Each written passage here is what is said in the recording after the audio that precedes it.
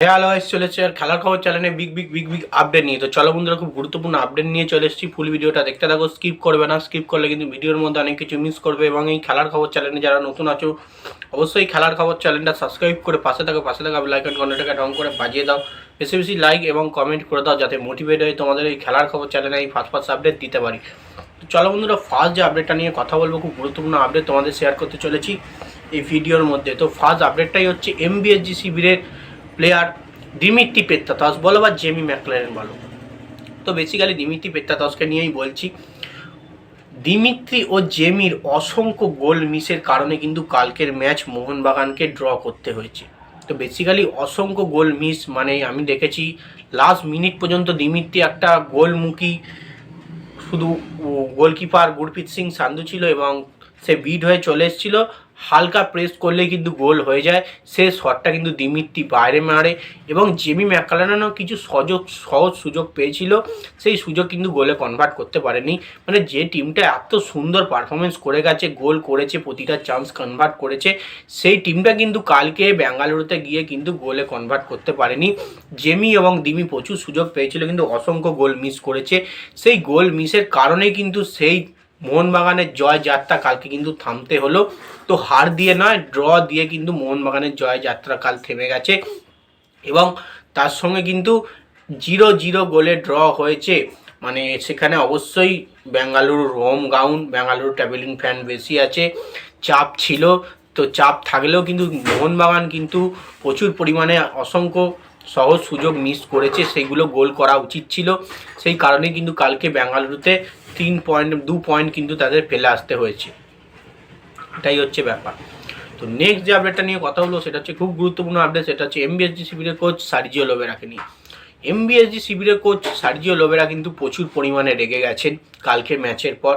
তো দিমি জেমি ফুল টিমের ওপর রেগে গেছেন, অসংখ্য গোল মিস করেছে। তো ডিফেন্স নিয়ে খুব একটা যে অখুশি তা কিন্তু নয়, ডিফেন্স নিয়ে কিন্তু তিনি খুশি আছে। ডিফেন্সের জায়গা ভালো খেলে দিয়েছে।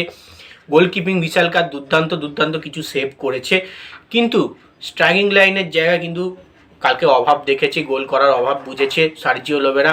প্রচুর পরিমাণে রেগে আছেন যে এত করে তোমাদের মানে প্র্যাকটিস সেশানে গোল করার প্র্যাকটিস করিয়েছে, সেই জিনিসগুলো যত বোঝাচ্ছে ততই কিন্তু তারা ভুল করছে।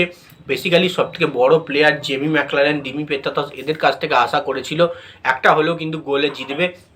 সেই গোলটা করে কিন্তু সার্জিও লোবেরাকে কিন্তু আনন্দিত দিতে পারেনি। সার্জিও লোবেরাকে সাইড লাইনে প্রচুর পরিমাণে রেগে যেতে আমরা দেখেছি। তো বেসিক্যালি তিনি চান কোনো ম্যাচ থেকে পয়েন্ট ফেলে আসা উচিত নয়। প্রতিটা ম্যাচে এক পয়েন্ট নয়, প্রতিটা ম্যাচে 1 গোল হলেও জিততে হবে, 3 পয়েন্টটা ঘরে নিয়ে আসতে হবে। তো সেটাই কিন্তু কাল হয়নি, সেই কারণে কিন্তু সার্জিও লোবেরা রেগে গেছেন।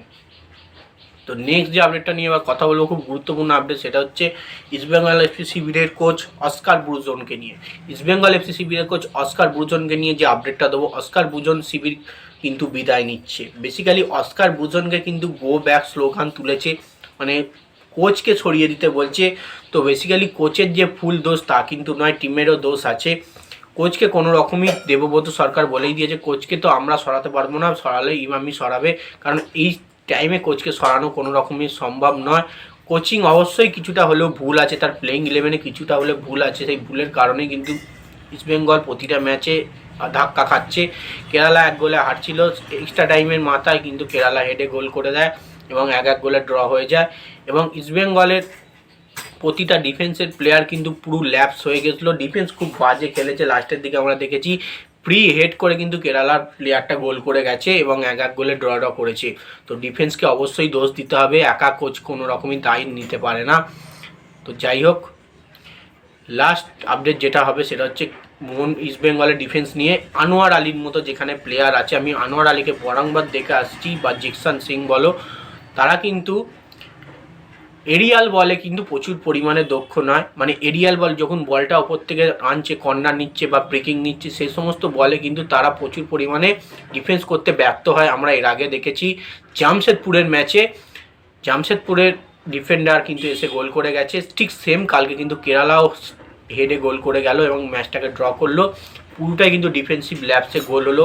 গোলকিপিংয়ের পুরো দোষ দেওয়া যাবে না, ডিফেন্স যদি ঠিক রাখতো তাহলে সে গোলে কনভার্ট করতে পারতো না বলটা, সে কিছুটা হলেও প্রবলেম ক্রিয়েট করতে পারতো। তাহলে সেই কারণেই কিন্তু পরিষ্কারভাবে গোলটা হয়েছে, যেহেতু ডিফেন্স ভালো করতে পারেনি। তো যাই হোক, এই আপডেট ছিল। ভিডিওটা যদি ভালো লেগে থাকে লাইক কমেন্ট শেয়ার সাবস্ক্রাইব করে পাশে থাকো। চলো বন্ধুরা, বাই, আবার নেক্সট ভিডিও দেখা হচ্ছে, টাটা।